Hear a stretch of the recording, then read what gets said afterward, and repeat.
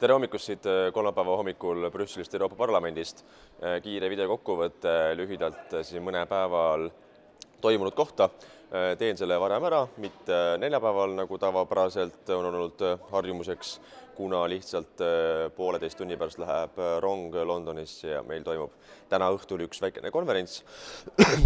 Kus on mõned Briti konservatiivi esindajad rääkimas Brexitist.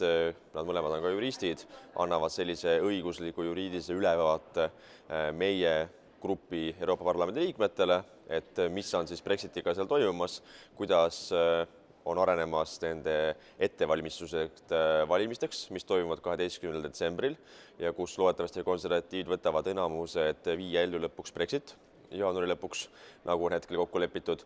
Seetõttu, kuna täna peame sõitma Londonisse ja homme päeval oleme ka seal ja õhtuks sellest tagasi Brüsselisse, kus ma siis lendan Tallinnasse, siis homme lihtsalt ei oleks võimalust seda videot teha. Eile oli üks ettevalmistav koosolek seoses raportiga, kus ma olen nii-öelda variraportöör, teemaks taaskord migratsioon Vahemerel. Raportööriks ise on üks itaallannast Euroopa Parlamendi liige, ja nii-öelda see raporti sisu, mida ma praegu tean ettevalmistamisel, on üpriski kole, ehk nii-öelda kutsutakse ühtsele migratsiooni jaotamisele, ühistele lahendustele, hästi selline nii-öelda vasakpoole kaldu, aga eile oli siis esimene koosolek, kus olid ka nii-öelda variraportöörid, kes jälgivad raporti arengut, teevad ettepanekuid ja lõpuks võivad ka mitte nõustuda selle raportiga, mida ma praegusel kujul kindlasti ei teeks, ma ei saaks nõustuda nende väga halvade ettepanekutega ja toimus selline kiire nii-öelda arutelu, et mis on see nii-öelda töökava.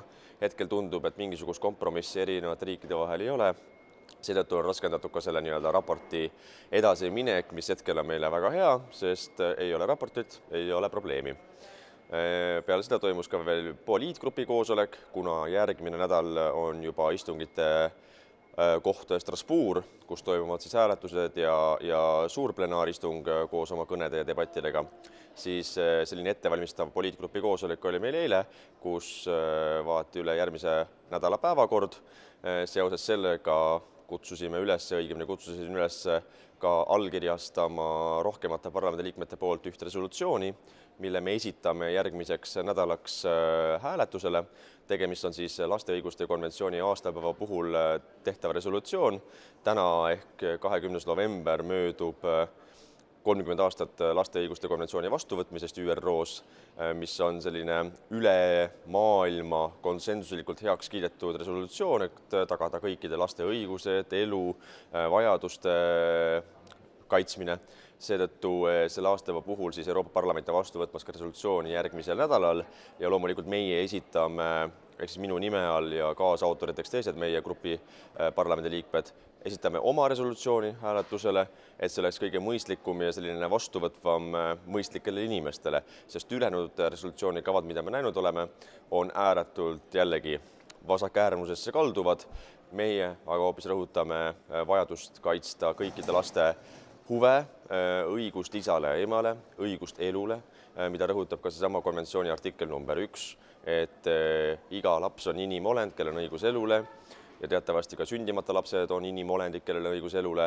Ehk siis sellised nii-öelda väga väärtuslikke, moraalseid ja põhimõttelisi küsimusi me rõhutame selles resolutsioonikavas, millele me loodame saada vähemalt mingitki suuremat toetust. Ja sellega see nädal ongi põhiliselt piirdunud. Seega poliitgrupi koosolek sai läbi, kordasin üle oma prantsuse keelt, siis juba liikusin hotelli, et täna hommikul tulla siia, teha see video, panna oma paberid ja asjad kokku ja liikuda rongi peale.